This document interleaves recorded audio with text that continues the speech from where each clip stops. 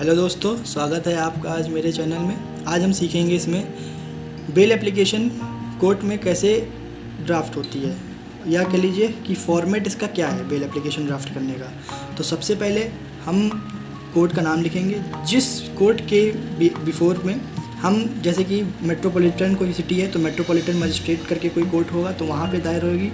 उसके बाद ये सिटी का नाम होता है। ये मैंने ऐसे एसबी लिख दिया, लेकिन आप सिटी का नाम लिखिएगा। फिर आप आ जाइए केस, जो भी आपका केस बनेगा केस का नाम आपको बनाना पड़ेगा। केस का नाम जो आप बनाएंगे, फिर जैसे ये अपील कोर्ट है तो मतलब आप अपील फाइल कर रहे हैं बेल एप्लीकेशन के लिए, तो आप स्टेट पहले लिखेंगे, स्टेट वर्सेस आसफा। ये एक आसफा ऐसे कोई नाम ले लिया मैंने रैंडम, लेकिन आप जो भी केस का नाम फैक्ट में नाम होगा केस का वो आप लेंगे यहाँ पे। फिर एफआईआर नंबर आपको जब कभी भी एफआईआर दर्ज होती है किसी के अक्यूज्ड के बिहाफ पे, अक्यूज्ड के अगेंस्ट, तो हमें एक एफआईआर नंबर मिलता है वहाँ से, जो कि हमें पुलिस स्टेशन से मिलता है। तो हम वही एफआईआर नंबर जब भी बेल एप्लीकेशन फाइल करेंगे तो एफआईआर नंबर यहाँ मिलेगा ही मिलेगा, तो हमें यहाँ डालना पड़ेगा इस बेल एप्लीकेशन में। फिर अंडर सेक्शन, अब फिर हमें यहाँ लिखना होगा किस किस सेक्शन के अंडर अक्यूज्ड को दोषी पाया जा रहा है या दोषी पाया गया है, जो कि वो उसकी अभी जेल में है, उसकी बेल एप्लीकेशन करानी है हमें। तो फिर हम उस सेक्शंस को लिखेंगे जो यहाँ पे जो अक्यूज्ड के ऊपर लगाए गए हैं। फिर उसके बाद जिस भी पुलिस स्टेशन के अंडर जिस पुलिस स्टेशन के जुरिडिक्शन के अंदर ये आता है, उस पुलिस स्टेशन जुरिडिक्शन जो भी होता है, फिर उसके हम पुलिस स्टेशन का नाम लिखेंगे बेल एप्लीकेशन में। फिर उसके बाद ये भी लिख सकते हैं कि अक्यूज्ड कब तक कस्टडी में है। जैसे कि हमने एक रैंडम डेट ले ली है कि अक्यूज्ड इस तारीख से अभी भी कस्टडी में है, तभी आप उसके बेल एप्लीकेशन फाइल कर रहे हैं। फिर उसके बाद लिखेंगे हम bail application under section 437 CRPC।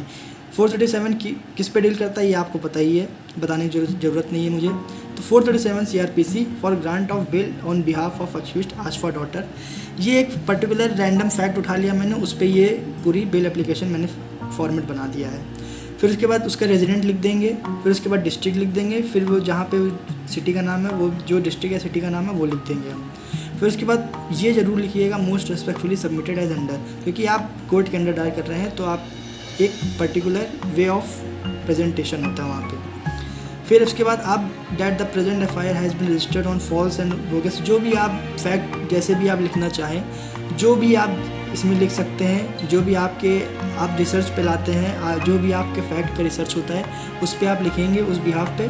और एफआईआर ऐसा लगना चाहिए कि ऐसा अट्रैक्टिव आपको बेल एप्लीकेशन बनानी पड़ेगी कि हाँ जज को लगे these facts are really true.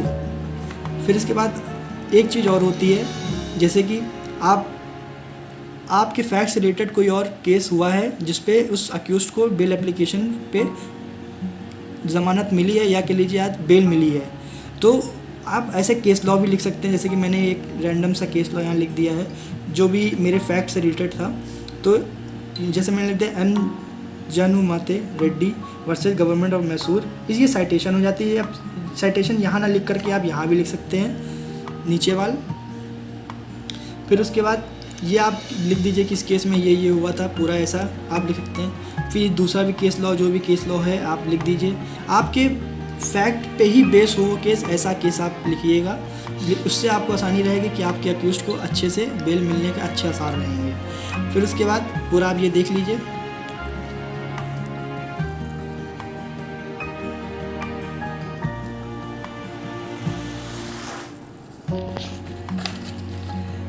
फिर आखिरी में आप आ जाते हैं, जो भी ये है आपका, आप जो भी फैक्ट इसमें लिखना चाहें। और आखिरी में आपकी आती है प्रेयर में आप यही सब लिख दीजिए कि it is there for prayer that the, मतलब आप यही कोर्ट से अर्ज करेंगे कि on the following facts on the following points court should file give the bail to accused. उसके बाद जो भी आपका है interest of justice any other order, जो भी कोर्ट को अच्छा लगे सही लगे, इस बेल एप्लीकेशन के बेस पे आप यही कहेंगे कोर्ट से कि आपको बेल दे दी जाए।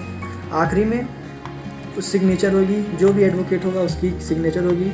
फिर ये एप्लीकेंट की यहाँ पे एडवोकेट की होगी, यहाँ पर फिर आपके जो एप्लीकेंट है उसकी सिग्नेचर होगी। धन्यवाद। आपको अगर ये वीडियो अच्छा लगा हो तो ये वीडियो को जरूर से जरूर शेयर करें, लाइक करें, सब्सक्राइब करें मेरे चैनल को।